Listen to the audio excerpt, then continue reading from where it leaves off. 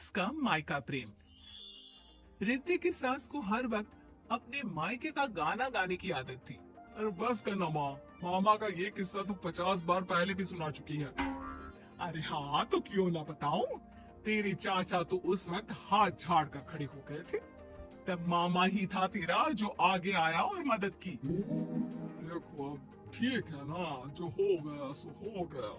क्यों एक बात को हमेशा गाती रहती हो। अब तो बहू घर आ गई है, उसे तो सबको मान कर चलना है ना, कि सिर्फ सास का मायका ही समझेगी वो। तभी वहाँ रिद्धि आ जाती है। माँ, आज मैं घर जा सकती हूँ? माँ को मेरी बहुत याद आ रही है। शादी के बाद एक बार भी नहीं गई। हाँ तो कौन जाता है। अरे मेरी शादी के बाद जब मैं विदाई होकर आई, इतना बड़ा ससुराल मेरा, खाने वाले 10 लोग और बनाने वाली मैं सिर्फ एक। ऐसा लग रहा था जैसे सिर्फ खाना बनाने के लिए ही ब्याह किया है। वो तो मेरा भाई था, गांव से एक काम करने वाली चाची को भेज दिया जो मेरा हाथ पटाती थी। और उसको पैसा, खाना, कपड़ा, रहने के लिए कमरा, वो सब किसने दिया था? तुम्हारे भाई ने। ये मामला रूस का था। ससुर भी जब गुस्सा होते तो वो सारी बात कह देते जो उनके मन में इतने समय से चल रही थी। मेरा भाई, भाभी, भतीजा, भतीजी सब छुड़वा दिया।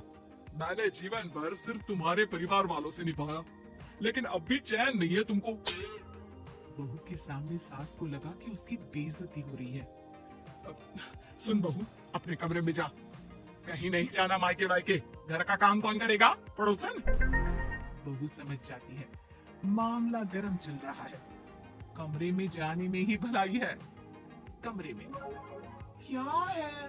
तुम्हारी माँ हर वक्त चिक चिक चिक करती रहती है। कल ताई मिली थी तुम्हारी मुझे, लेकिन मजाल है सासू माँ की उन्होंने एक बुराई की हो। लेकिन सासू माँ, हाँ, जब देखो तब ससुराल के लोगों की बुराई करती रहती है।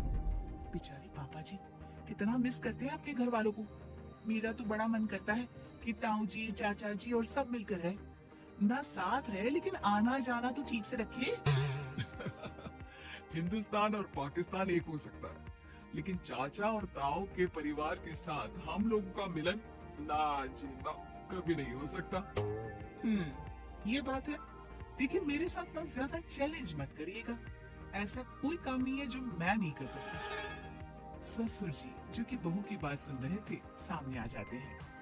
अरे बेटा, तू ये कर सकती है तो प्लीज मेरा परिवार किसी तरह मुझसे मिलवा दे। सारी जवानी तो मैंने किसी तरह काट ली, लेकिन जीवन के इस पड़ाव पर बहुत याद आती है मेरे परिवार की। हाँ हाँ पिताजी, आप चिंता मत करिए। बस मेरा साथ देते रहिए आप दोनों।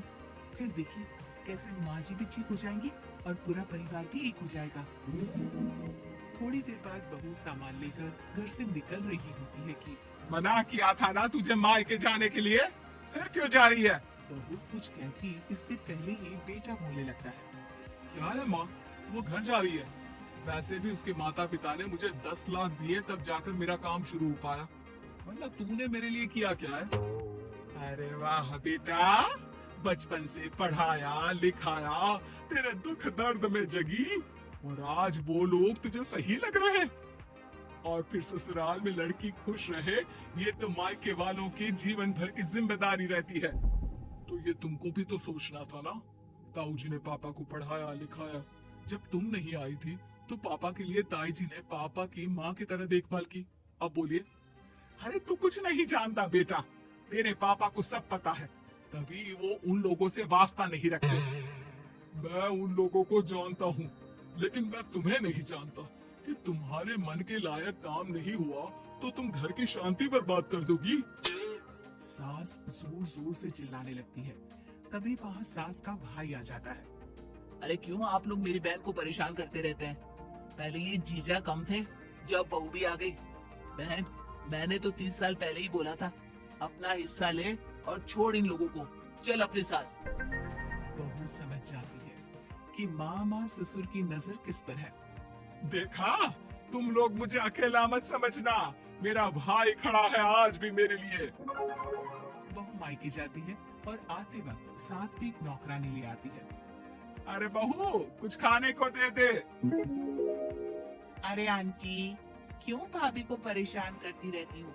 उनके भाई ने मुझे जिम्मेदारी दी है। किसी भी चीज की परेशानी नहीं होनी चाहिए भाभी को। जो चाहिए मुझे बोलने का।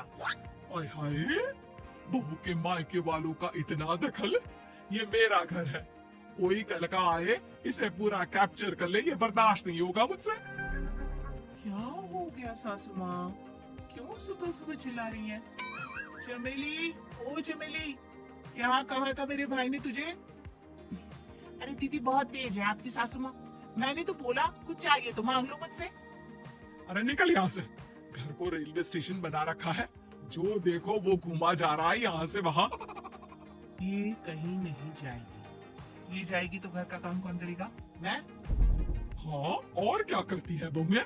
घर का काम ही तो करती है, इसमें नया क्या है? तभी वहाँ ससुर जी आ जाते हैं।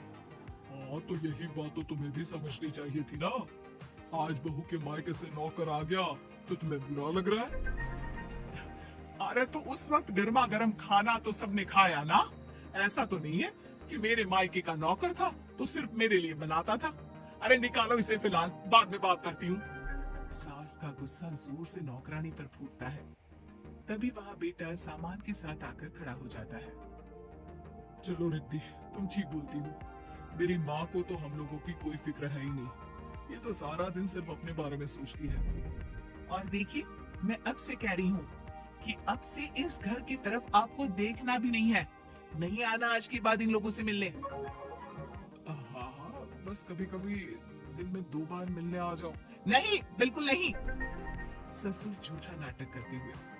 मेरी बीवी ने मुझे मेरे ही परिवार से दूर कर दिया, आज बहू मेरा इकलौता बेटा दूर कर रही है। हाय, कैसे जीऊंगा मैं? वाह, वो भाई जो आपको बेटे की तरह मानता था, उन्हें छोड़ने में तो दुख नहीं हुआ। आज खुद का बेटा छोड़कर जा रहा है तो कैसे जीऊंगा? बढ़िया है। अब सास समझ चुकी थी कि उससे गलती क्या हुई है। मुझे माफ कर दे बहू, अब मेरी समझ में आ गया कि अपनों से दूर कर बीवियां पति का भला नहीं बल्कि उन्हें जीवन में अकेला कर रही है। मुझे माफ कर दे, मैं अब सबसे माफी मांग लूंगी। ससुर जी दूर से बहू को हम सब दिखाते हैं।